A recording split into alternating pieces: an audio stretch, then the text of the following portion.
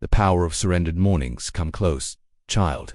Let your soul sit down while your body stills. There are some things that must be caught in the quiet, not taught from a pulpit, but felt in the fold of silence. There is a kind of worship that doesn't wear makeup. It doesn't know the words to the latest worship song. It doesn't care if the candles are lit, the curtains drawn, or the journal leather-bound. This kind of worship stumbles to its knees before the world has opened its eyes. It smells like morning breath. It trembles with yesterday's wounds. It arrives at the throne not dressed in robes of eloquence, but draped in the raw garment of God. I don't know what I'm doing, but here I am. You see, my child, somewhere along the road of religion, we got confused. We began to believe that morning devotion was a production, that to move heaven you had to put on a show. We rehearsed our prayers like lines in a play. We lined up scriptures like soldiers. We tried to impress the one who already knew the depths we were hiding from ourselves. But the truth, oh, the holy, heartbreaking truth is that God is not looking for perfect diction. He's not looking for the loudest voice or the longest prayer. He's looking for truth, for sincerity, for surrender. And surrender, my love, is not poetic. It is messy. It's waking up in a house that feels too small for the weight of your worries. It's kneeling beside an unmade bed, hands open, heart fractured, soul trembling. It's whispering, I'm tired, and knowing that that alone is enough to reach heaven's ears. Devotion is not a ritual. It's a refuge. It's not about reciting. It's about revealing. Revealing the ache, the doubt, the hunger, the weariness. Revealing what's real beneath the layers you wear for the world.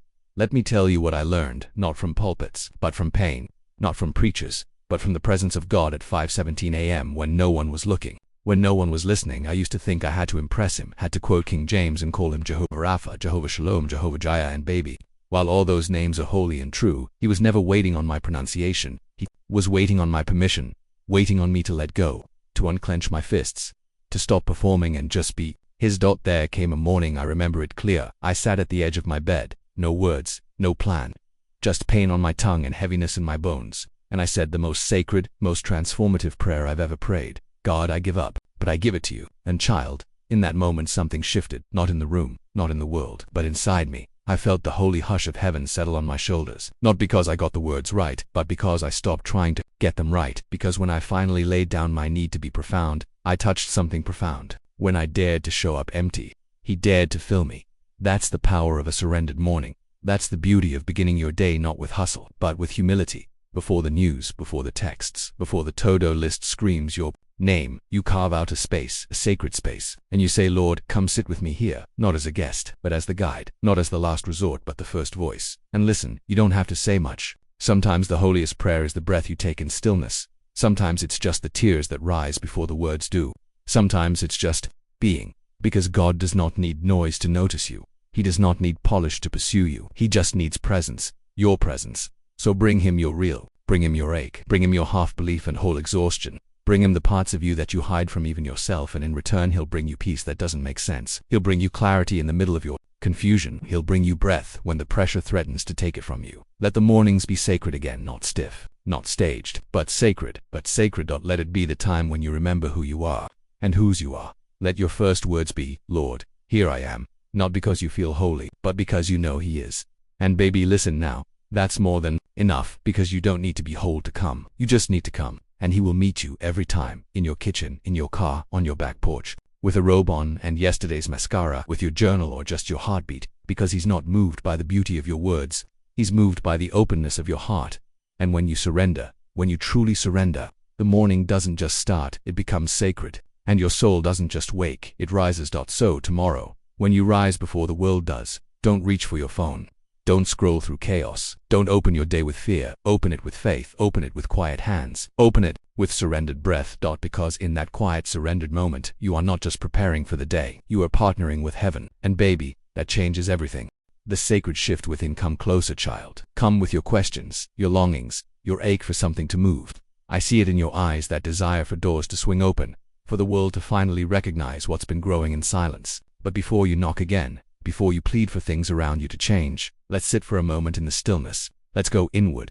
Because hear me, sweet one, the shift you are looking for, it doesn't start out there. It begins in the sanctuary of your soul.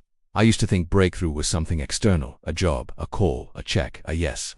I used to pace the floors of my house, asking God to shift the atmosphere, to send the rain, to move the mountain. But I learned something in the waiting. Something holy, something hard.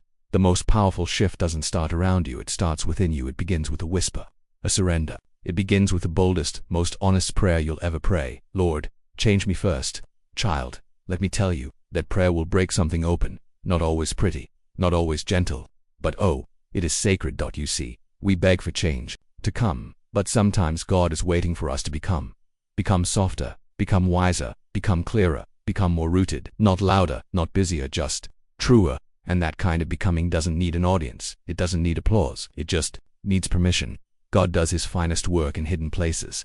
The womb, the soil, the silence, and yes, the soul. I remember the day it happened for me. I had prayed every outward prayer I knew how to pray. Fix this, bless that, open this door, make them change. But heaven was quiet, and I, exhausted from striving, weary from waiting, sat in the middle of my mess and whispered something different. God, what in me must shift before anything else does? And baby, heaven moved. Not with thunder, not with lightning, but with clarity. He showed me my own resistance, my bitterness dressed up as boundaries, my fear wearing the mask of control. He showed me how I had been asking for freedom while still clinging to chains. That's the thing about divine change. It doesn't start by rearranging your furniture. It starts by rearranging your heart. Because what good is a new door if the old you walks through it? What good is a platform if you're still plagued by insecurity? What good is favor if you can't steward it in love? Child, let the change begin with you. Say it softly, say it trembling, say it through tears if you must. Lord, change me first. And he will not to shame you, not to shrink you, but to shape you, to prune what's no longer bearing fruit, to cleanse what's been contaminated by fear, to make room for glory. You may not feel it at first. You may look in the mirror and wonder if anything is different. But trust me, soul shifts happen subtly, like the quiet thawing of winter's last frost, like roots deepening under frozen soil, like courage growing in a cracked voice. You'll notice it when you don't respond the same way to offense. You'll notice it when peace stays a little longer after the storm. You'll notice it when your prayer changes from why me to use me. That's transformation. You're not just surviving. You're becoming. And child, becoming is holy. It is messy. It is raw. It is unseen, but it is necessary. We want open doors. God wants open hearts. We want visible shifts. He wants inner stability. We want signs in the sky. He's planting strength in the soul. Let him change the way you see, the way you think, the way you wait. Because when your waiting becomes worship, when your silence becomes surrender, when your wounds become wisdom, the shift has already begun. You may still be in the same house, still waiting for the job, still mending the relationship, still hoping for the dream. But you're different now. And that difference is divine. You're walking softer but stronger. You're speaking slower but with more authority. You're seeing with clarity, not just sight.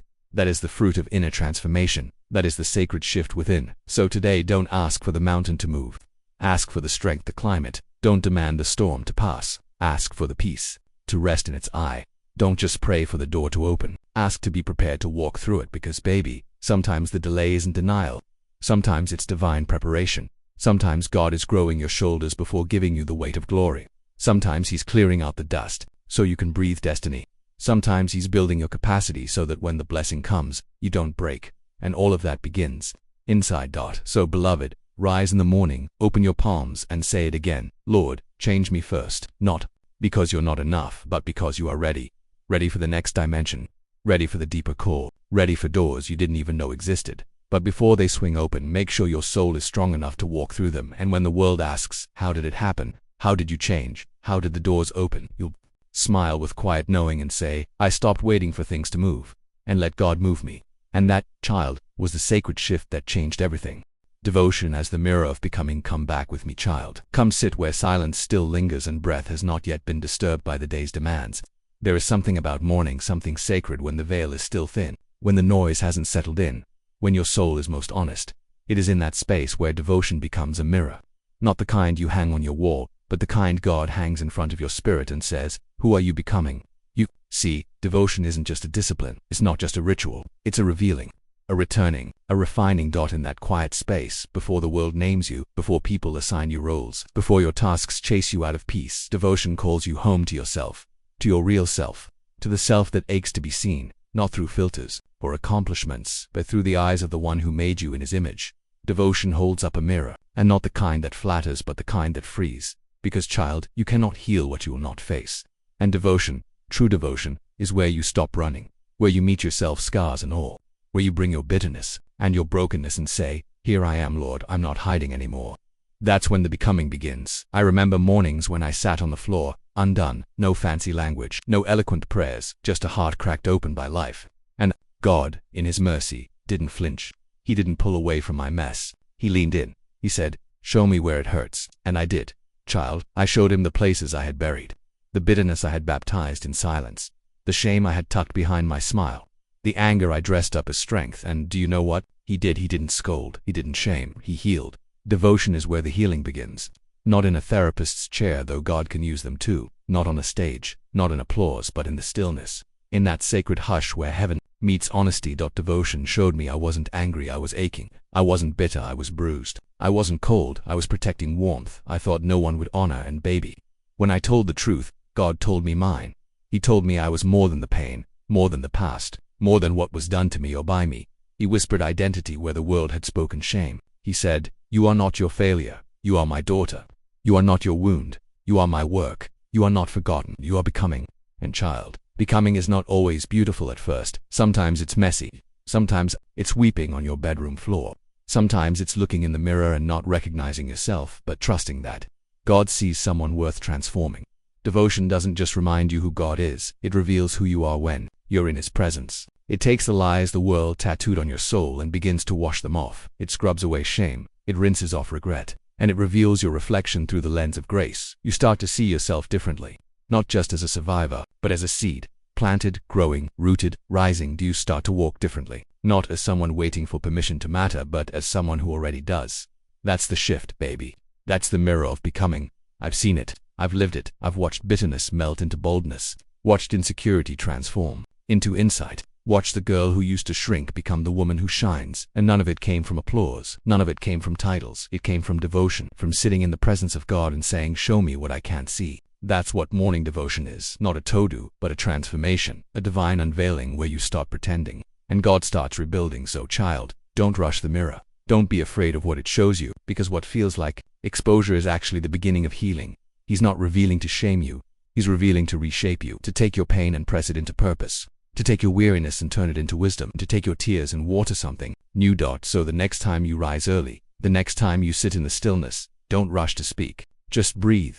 Just be. Let devotion do what devotion does. Let it reflect. Let it cleanse. Let it reveal. Let it remind you you are not behind. You are not broken beyond repair. You are becoming, and who you are becoming is beautiful. So ask yourself, child, not just what you want God to do, but who you want God to help you become. Because that's the real miracle. Not just that the door opens, but that you're strong enough, whole enough, healed enough to walk through it. So tomorrow when you rise and look in the mirror, don't just ask, "How do I look?" Ask, "Who am I becoming?" And then sit in that question like it's a prayer. Because, child, it is. Faith, the invisible key. Come closer now, sweet one. Lean your heart against mine and listen, not with your ears, but with your spirit. Because what I'm about to say is not loud, it's true. Faith is not fireworks. Faith is not thunder. Faith is not always shouting scriptures or dancing down aisles. Sometimes, child, faith is a whisper, a cracked voice saying, "Jesus," when that's all you have left. Sometimes, faith is a tear rolling down your cheek at 4 a.m., a trembling hand lifted in the dark, a simple "I still believe," even when everything around you is telling you to stop. Let me tell you something sacred. Faith is the invisible key that opens doors no hand can touch. I've lived long enough to know not every door will swing wide just because you knock. Not every situation will shift just because you plead. But when faith walks up to that locked place, when faith whispers in the hallway of delay, something begins to stir in the unseen. Not always loud, not always quick, but always sure. You see, baby, faith is not the absence of fear, it's the choice to believe anyway. To walk even while trembling. To speak life even when surrounded by loss. To plant seeds in a dry land, trusting that the rain will come. I remember when everything felt sealed off. Not one door creaked. Not one light flickered. And I sat there, empty, weary, unsure, and all I could say, I kid you not, was, "Jesus." Just that. One word. No eloquence, no fancy theology. Just breath and belief. And child, that whisper echoed through heaven like a trumpet. Not because it was loud, but because it was honest. That's the power of mustard seed faith. It doesn't look like much, it won't impress a crowd, but it moves mountains in the spirit. Faith doesn't beg, it believes. Faith doesn't panic, it presses in. Faith doesn't need to see the end, it trusts the one who already wrote it. There's a kind of quiet power in those who walk by faith. They may not shout, they may not shine at first glance, but they walk like they know something the world doesn't, and they do. They know that the hand of God is stronger than the weight of their problems. They know that favor is not a feeling, it's a fact. They know that even if the door stays shut today, God is still God, and that's enough, sweet one. You don't have to have all the answers to have faith. You don't need a 5-point sermon. You don't need to feel it every day. You just need to believe when it matters most. In the waiting, in the silence, in the storm, that's where real faith lives. I've seen it. I've watched women carry burdens heavier than their own body weight, but still walk with grace. I've seen men weep in the midnight hour, but still rise and say, God is good. Not because everything was perfect, but because they knew the character of the one they trusted. Faith is not based on circumstances, it's anchored in relationship. It says, even if I still will, even if the door stays shut, I'll trust you. Even if the answer is delayed, I'll wait on you. Even if I don't understand, I'll walk with you. Oh child. When you get to that kind of faith, your prayers change, your posture changes. You stop asking God to prove himself and start asking him to use you. And that's when the key turns. That's when the invisible becomes visible. That's when the thing that was stuck for years begins to move, because faith doesn't just open doors, it prepares you to walk through them. Faith develops you while you wait. It strengthens your spine, softens your heart, sharpens your vision. Faith teaches you how to praise in the hallway, to dance in the rain, to shout in the silence, not because you see the miracle, but because you know the miracle worker. So let me ask you this, baby. What would you do today if you knew the door was already opening? Would you worry less? Would you pray bolder? Would you rest more? Would you smile in advance? Do it now. That's what faith is. Faith celebrates before the answer comes. Faith builds before the blueprint arrives. Faith walks when there's no road and says, I may not see it yet, but I believe it's there. And let me say this gently but firmly. You don't need to earn God's attention. You don't need to perfect your prayers. You just need to believe. Because belief is the bridge between your request and his response. Belief is the language heaven understands. You may not have the words, but your faith has a voice. You may not see the signs, but your faith is already moving things behind the curtain. So tomorrow when you rise in belief. Whisper his name, even if it cracks. Lift your hands, even if they shake. Say yes, even if it's trembling. Because faith, real, raw, mustard seed faith, is enough. It always has been. It always will be. And baby, that invisible key, it's already in your hand. Aligning with the divine at dawn. Come near, beloved. Let me cradle your weary heart in these words. You've been waking up too heavy, too fast, too full of lists and not enough light. The alarm rings, and before your lungs can fully remember breath, your soul is already being summoned by the pressure of a world that never sleeps. Your thoughts are racing, your hands are reaching, your heart already burdened before the day has even begun. But what if I told you that your morning was never meant to begin in a rush? What if I told you that heaven moves slow and sure and sacred? What if I told you, child, that the holiest mornings are not made of noise, but of notice, a noticing of God's presence before the pull of performance, a noticing of breath before burden, a noticing of being before doing? Let me say this clearly. The beginning of your day shapes the becoming of your soul. The world will seduce you with speed, but the Spirit sanctifies you with stillness. There is a rhythm, a divine rhythm, that you cannot hear in chaos. It is gentle, like the hush of dawn before the birds find their song. It is steady, like the whisper of grace through the cracks in yesterday's regrets. But you must be still to hear it. You must pause to receive it. You must surrender to walk in it. We've been taught to wake up and chase money, chase relevance, but God is calling us to wake up and yield, to align, to bow, to begin not with a sprint, but with a sacred yes. Devotion is not a checkbox, it is a compass. It is how we orient the soul back to true north. Before you pick up your phone, pick up your spirit. Before you check the news, check in with heaven. Before you dress the body, clothe your mind in peace. Because when you start your day with God, you don't start from zero, you start from overflow. I remember when I used to open my eyes and immediately fall into the arms of pressure, my mind filled with all I hadn't done, all I had to do, all that waited for me with sharp teeth and ticking clocks. And in that fog of striving, I heard the softest interruption, not a shout, not a sermon, just a whisper from eternity itself. Daughter, before you start doing, come be with me. That whisper broke something in me, and healed something too, so I began again, but differently this time. Not from hustle, but from holy hush. Not from no's, but from noticing. Each morning I started with 2 words, thank you, not because I had everything I wanted, but because God was still everything I needed. And slowly the mornings changed me. No longer rushed, no longer ruled by urgency, but marked by presence, by peace, by a deep trust that God goes before my schedule and speaks louder than my stress. Let me offer you this image. Each morning, before the sun stretches its arms across the sky, heaven leans toward you, waiting not for performance, but for permission. Permission to lead, to speak, to flow through you like breath through lungs. And when you align with the divine, when you give him that first breath, that first glance, that first whisper, you set heaven's order into your earthly chaos. You're no longer ruled by the rush. You're rooted in rhythm. A rhythm that says, I don't have to do it all, I just have to follow the one who already did. A rhythm that says, my peace is not in my plan, but in my posture. A rhythm that whispers, be still, and know that I am God, even here. Now hear me clearly, beloved. This isn't about rising at 5 a.m. or praying for hours. It's not about performance. It's about presence.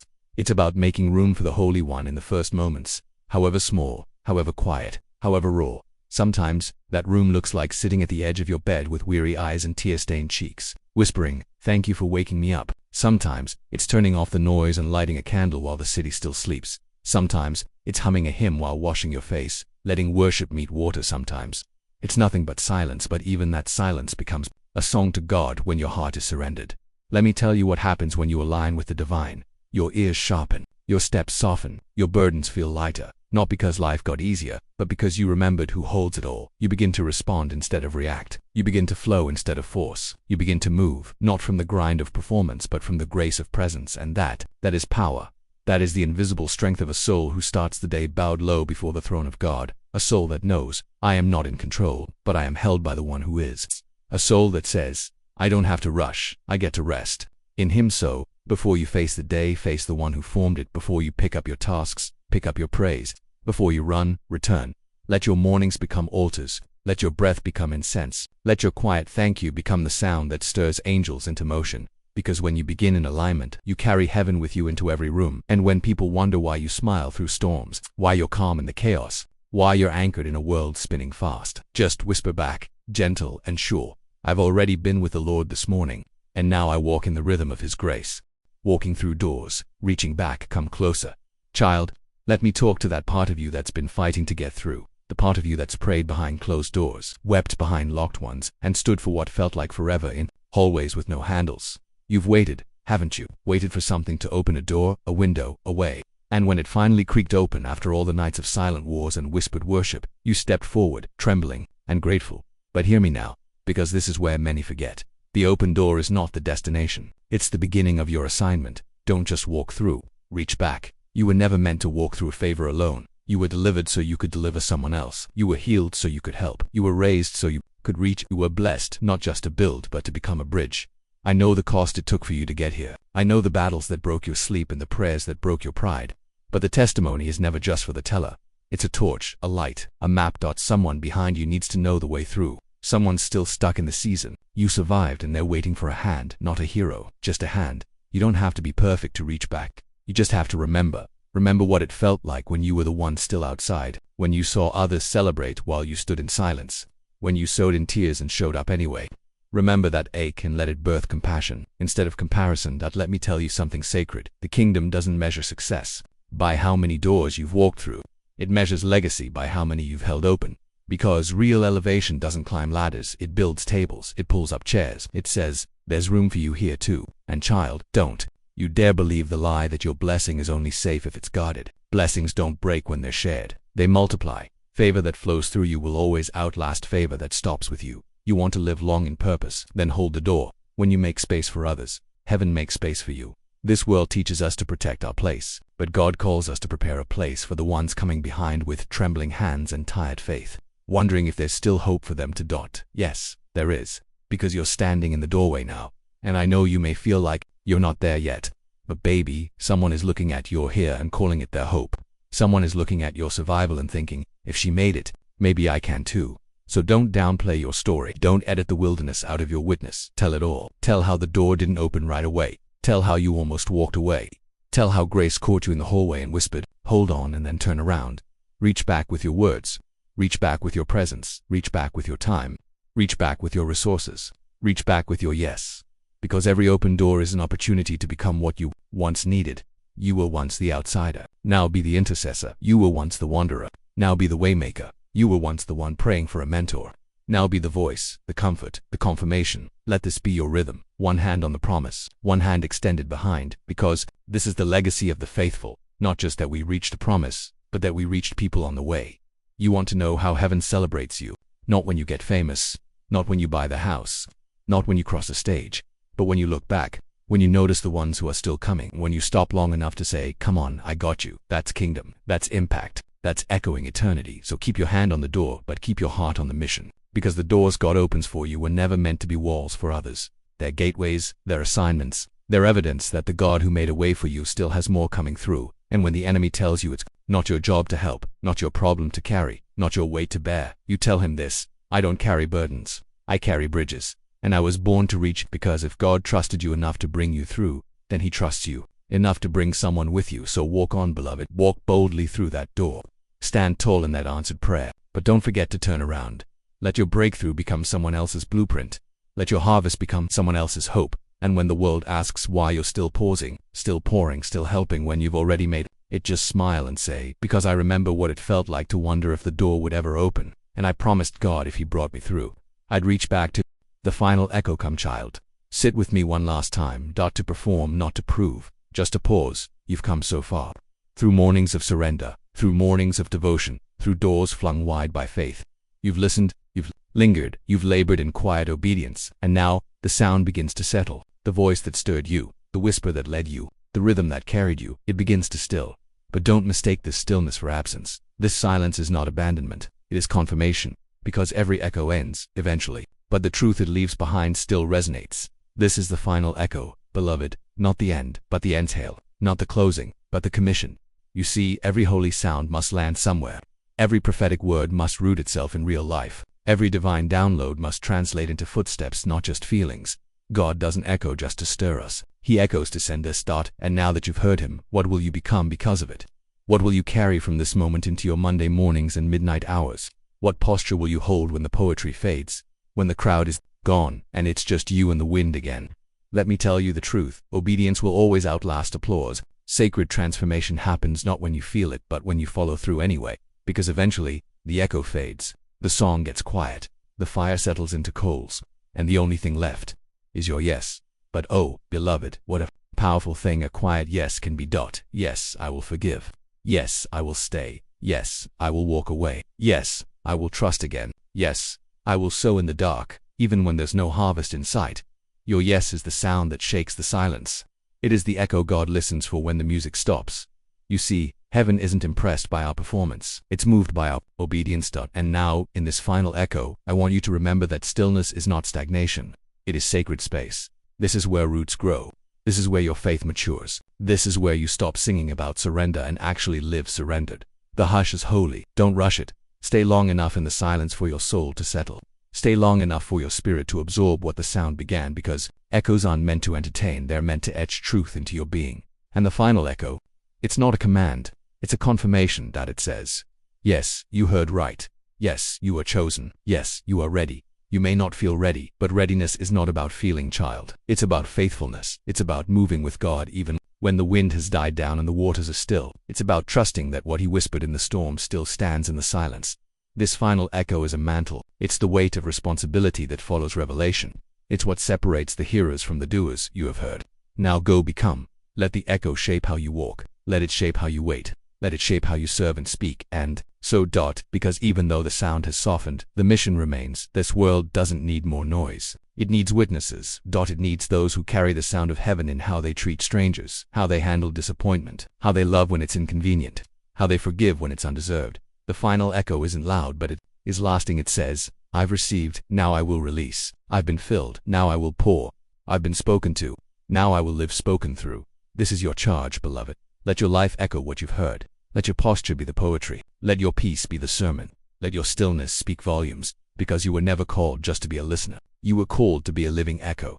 And the most powerful echoes are not shouted, they are embodied. So as this moment closes, let it not be an end, but a beginning. The final echo is not silence, it is sealing. God is sealing what He started. In you, He is anchoring the sound deep within your marrow, so that no lie, no loss, no storm can steal it. Walk on now. But don't forget the sound. Don't forget the mornings of stillness, the mirrors of becoming, the mustard seed prayers, the quiet thank you, the doors and the reaching back. Let all of it live in your spine and your speech and your spirit. And when the world asks, why do you carry yourself like that?